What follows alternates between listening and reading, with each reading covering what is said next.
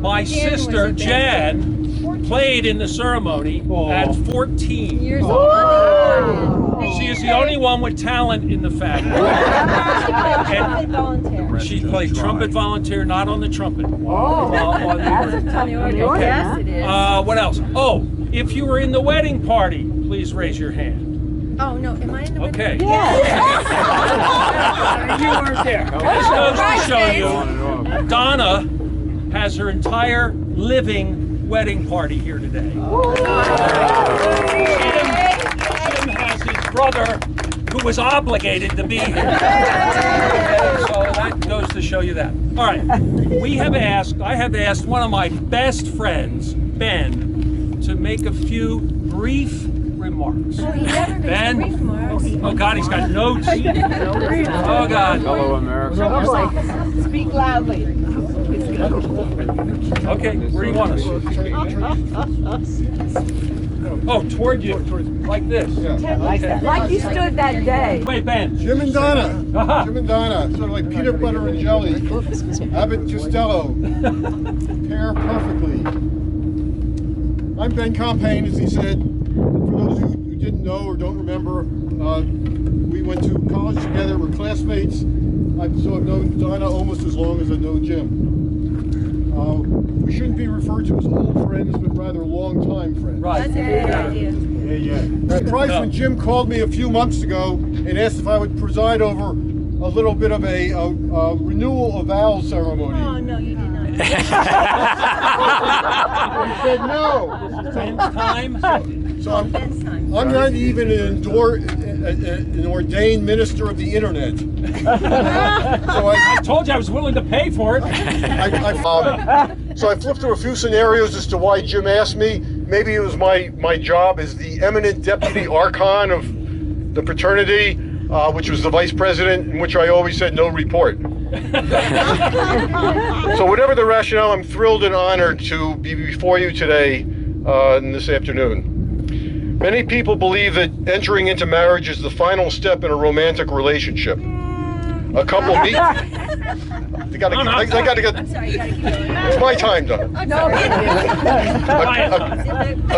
A couple meet at a party, a church activity, a bar, maybe fixed up by Aunt Sarah. Today they might have flipped right on Tinder, whatever. How romantic. Right. However it starts, they grow to get to know one another, fall in love, decide they want to spend their lives together, and then take what at 20-something may seem like the final step, marriage. But marriage is hardly the final step in a couple's relationship. Rather, it's the beginning of what holds the promise to be a great adventure. At the moment of exchanging those vows, you are making a promise about the future. You promise to stay together and support each other, for better, for worse, for richer, for poorer, in sickness and in health, to love and to cherish so long as you live. Remember, I memorized it. At that moment, 50 years ago, that was your expectation about the future. Today, we can see exactly what the future was. We can see the future from 50 years ago. And what everyone can attest to right here is that you fulfilled your vows. There has been more better, a bit of worse. You've been poorer and richer. Thank you, frackers. You have been there for each other in sickness as well as health. And we have seen you love and cherish. So you have a great track record to work from. So today you want to confirm your commitment to working together and ensuring your marriage blossoms for years to come. May this renewing of vows you took to become husband and wife remind you that despite the stresses inevitable in every life, your love, respect, trust, and understanding of each other will continue to increase your contentment and heighten your joy in living. So you face each other and join hands. Join hands. This is it. This is it. Jim. Yes. Will you continue to have Donna as your wife and continue to live in this marriage? Can I get back to you? Yes, I will. I will. Do you affirm your love and honor to do you reaffirm your love, honor, and cherish her in sickness and in health, for richer or poorer, for better or worse, forsaking all others, be faithful to her as long as you both shall live? You have to accept this whole package. Right. No acting out. All right. Donna, will you continue to have Jim as your husband and continue to live in this marriage? All right, let's have a vote. Do you, thank you. Do you reaffirm you will love, honor, and cherish Jim in sickness and in health, for richer or for poorer, for better or for worse, forsaking all others, be faithful to him as long as you both shall live? Whole package. Whole package. Whole package. Whole package. Oh, that's not what I'm supposed to say. Yes. That's good. Donna and Jim, today you have renewed your vows to make you made to each other 50 years ago today. You have symbolized the renewal of your union by the joining of hands, taking of vows, and by wearing your rings. So now you can put your hands down if you want. just one more thing. If someone could take those green things out of my backpack right Green thing. Yes. If you read carefully. You've been to Jewish weddings. And you know the final act before kissing and cheering is the breaking of a glass under the foot of the groom. There's no religious significance to this. It's apparently a custom that evolved over maybe 200 years. There are all sorts of explanations as to what this means. The one I like is the breaking of a glass is a reminder that relationships are fragile. They must be worked at and maintained. With this in mind, I thought it would be good to end the ceremony with a glass breaking, but it struck me as an anachronism to have just Jim do it. Right. This is a marriage of equals, as it should be. So I have 2 glasses to break.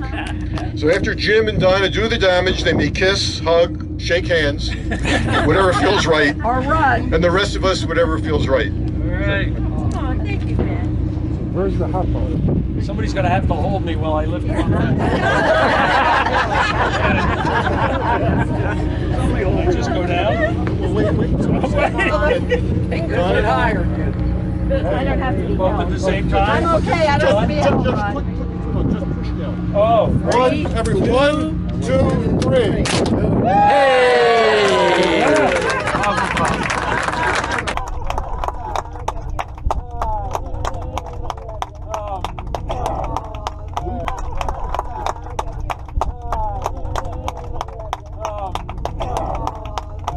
50 years ago, and I don't have a watch. Don't forget they have Maybe a few hours. I know. We're going to go through this real quick. A good friend Ben played a song when we came into the reception. We'd like to ask Sister Jan to play that again for us today. Just do that part of it.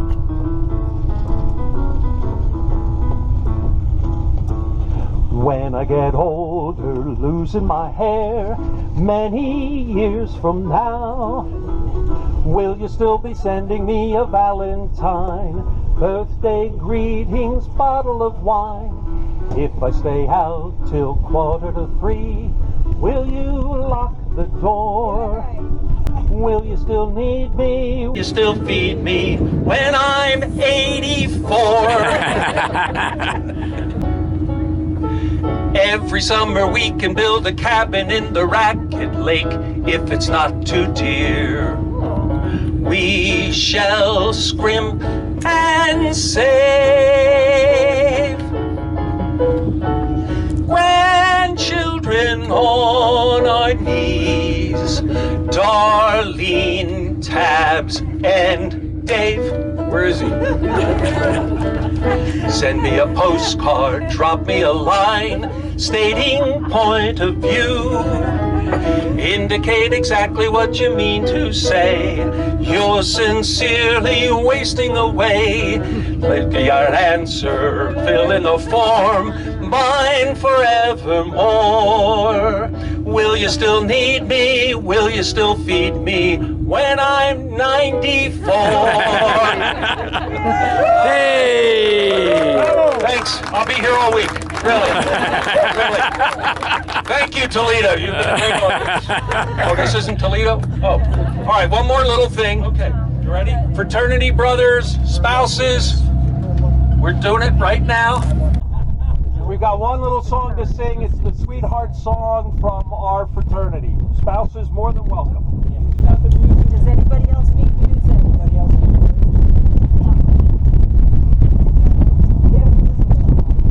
For those of you that don't know, this is a group that's been together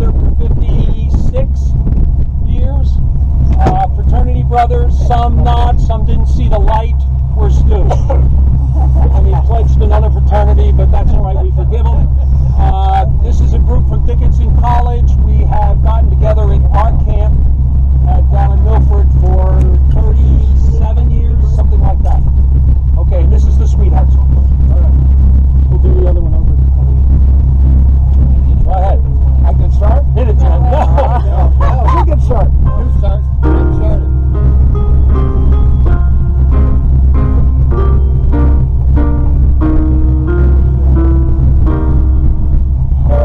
Loveliness, her tenderness has stolen my dreams. The sight of her will always bring a thrill. The magic in her voice is like a melody that sings. I love her, I know I always will.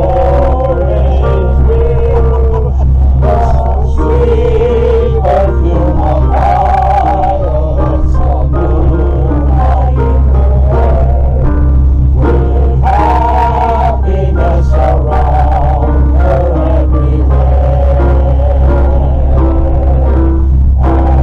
And from the start she won the heart of my fraternity.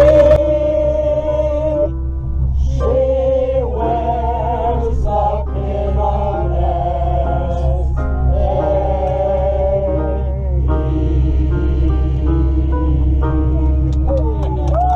Thank you, folks. The plan is to head over to our cabin. There's boats over at the mainland. Then we'll head back to Dave's, weather permitting. It looks like we're going to avoid the rain. Okay. Well done. Dessert Well first. done, well done. Thank you, Jim. Thank you, Paige. Jim and Donna, 50 years, 50 years. Take it from me. Together at Dave's cabin, we say cheers. We say cheers. Happy couple, happy couple, many years, many years. They easily go without us. They easily go without us. But we're not. When in high school, they got a pair, they got a pair, and they got a pair. Acting and performing, they did well, piano sugar run, meanwhile Jim is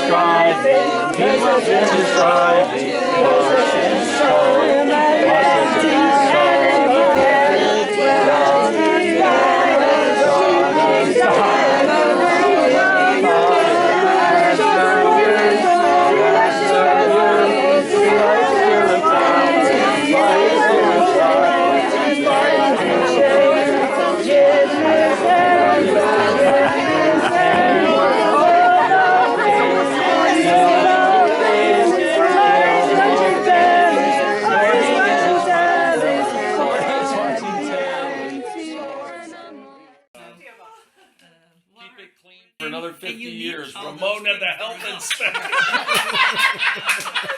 This is a woman. They do spot inspections. No smile on her face. You cannot leave. If she shows up and you say, well, I'll be right back, gotta go to the bathroom, and she knows you're going to warn him. No, you stay right here. You know, this one can break her down. She starts talking cats, and Ramona actually responds. Unbelievable. How are your cats, Ramona? Oh, my cat. Unbelievable. Best of luck, all of us at Hobart. They fixed the washing. The dishwasher. Congrats. Love the ER department at Newton Hospital.